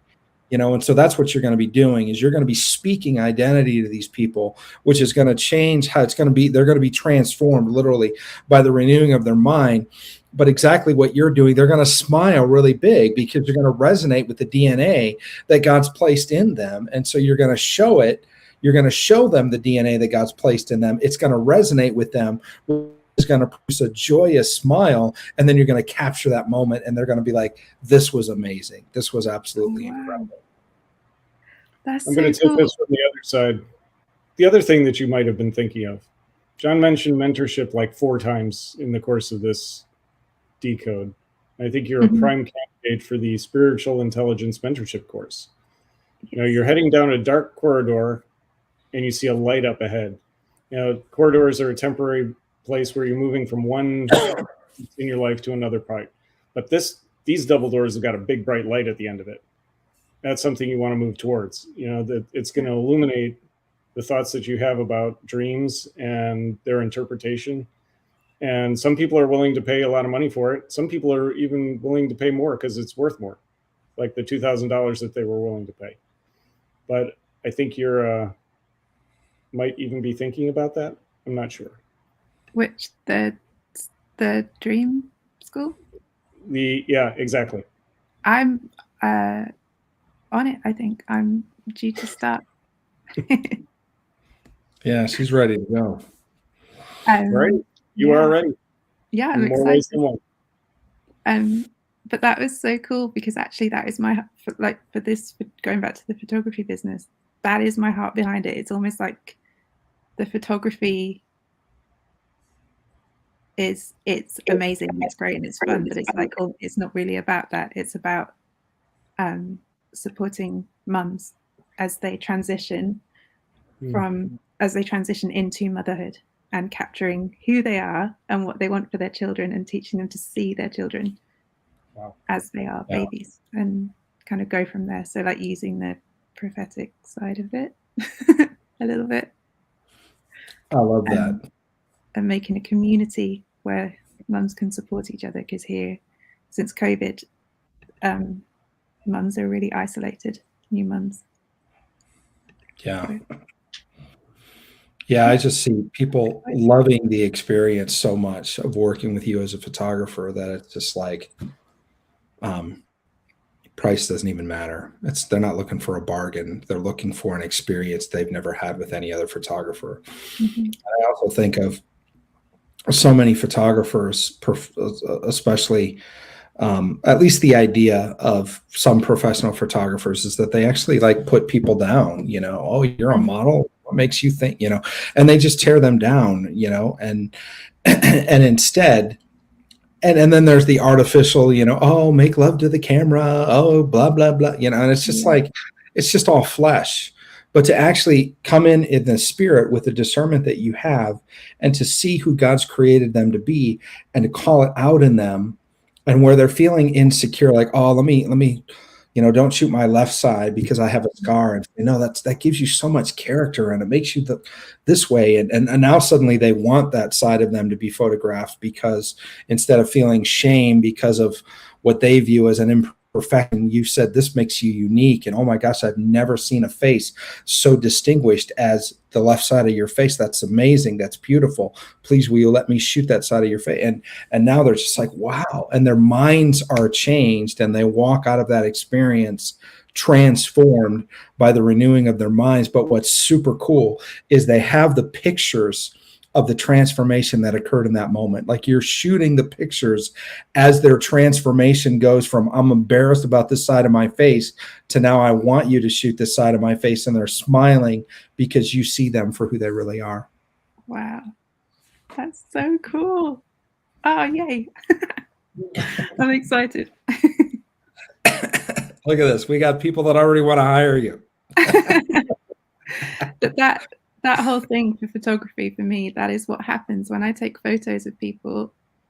It's like a holy moment between me and God. It's like I get this really privileged moment of seeing them in like a split second that's never going to happen again.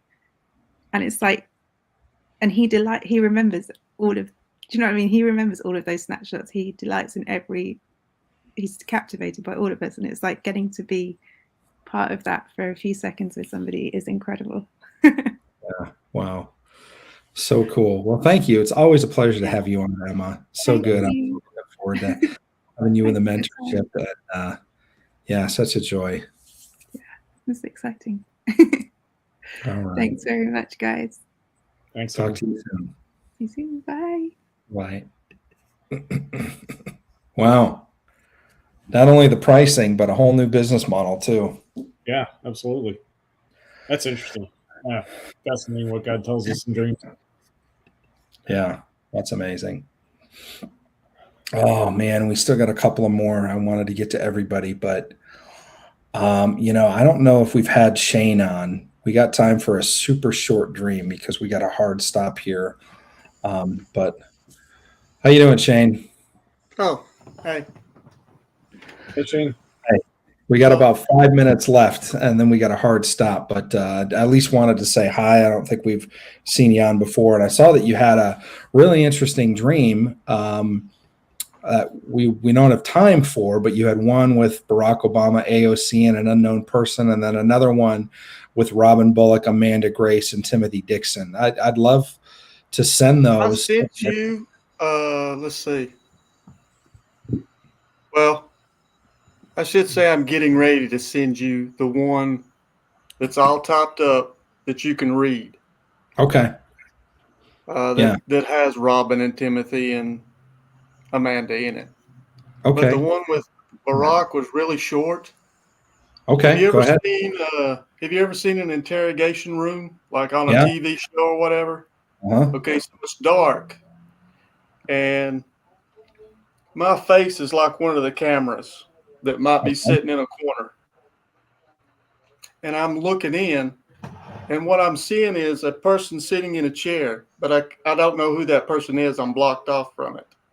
Now Barack is standing in front of this person, and he's got his, if you can see me kind of standing where I'm kind of bending over like this and just kind of looking. Okay, that's the way he is. And all he says is, "What did you tell them?" And then there's a pause. And then I hear AOC say, and she's really mad and firm and just says, and she's kind of standing behind him, and she just says, and this is when I know the gender of the person sitting in the chair, because she says, "Well, let's just dump her body in the snow." And then that's it. I wake up. Interesting. Neil, that's all you, man. So, I mean, both of them are basically, they deal with, well, that one deals with some type of political thing. I mean, in my view, and the other one does too. So, and what's funny is prior to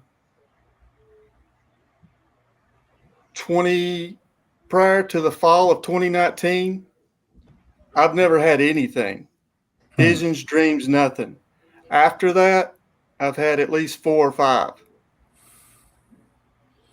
Okay. The interrogation room is obviously it's a place to get information out of people in a fairly not so nice way. You, on the other hand, have a seer's vision from the corner ceiling, I assume, where a camera would be up in one of the corners, that you can see everything in the room. Is that right? Yeah.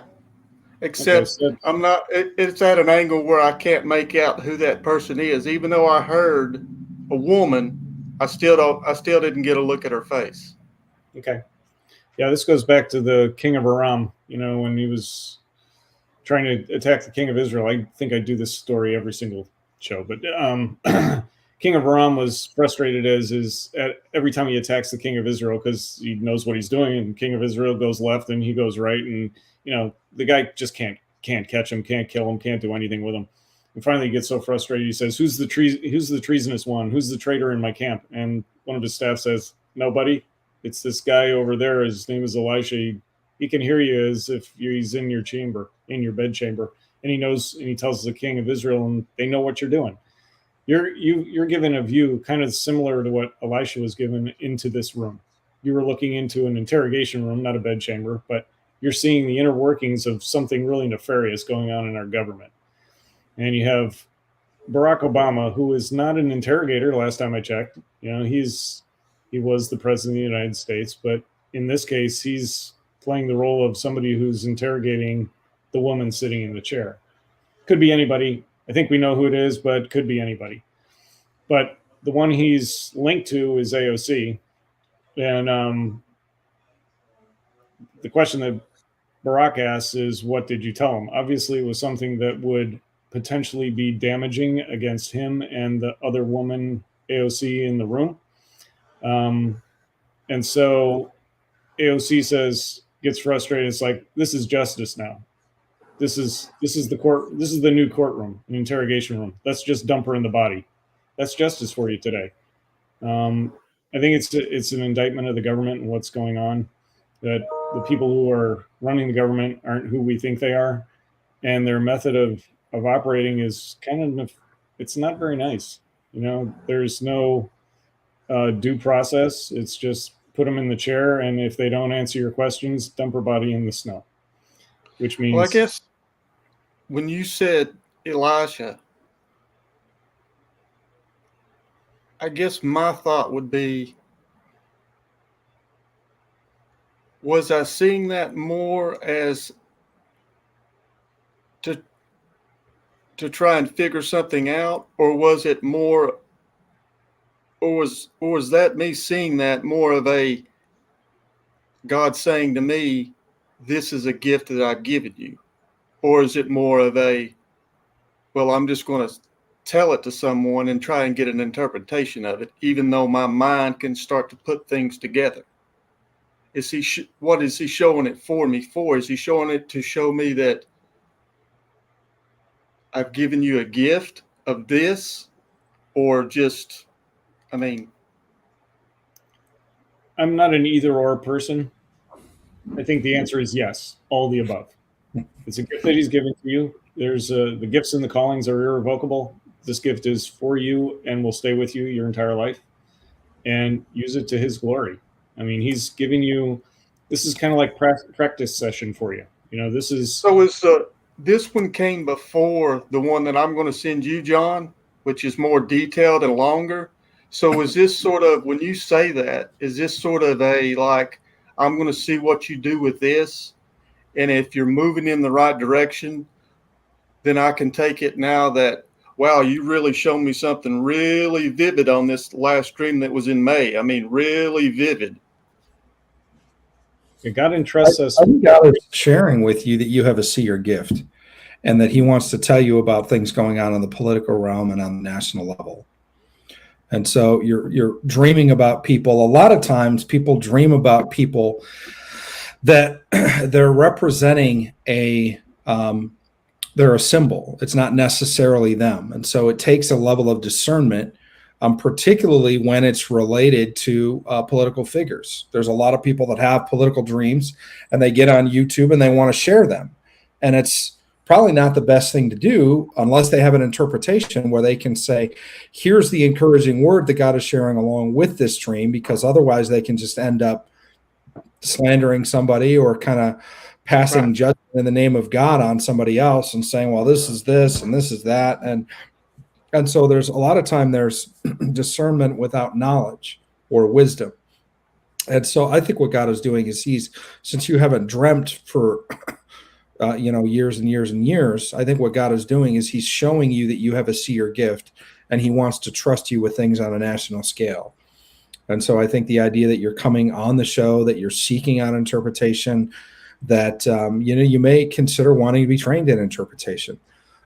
We have a group of people in the spiritual intelligence service that look at this kind of stuff all day long.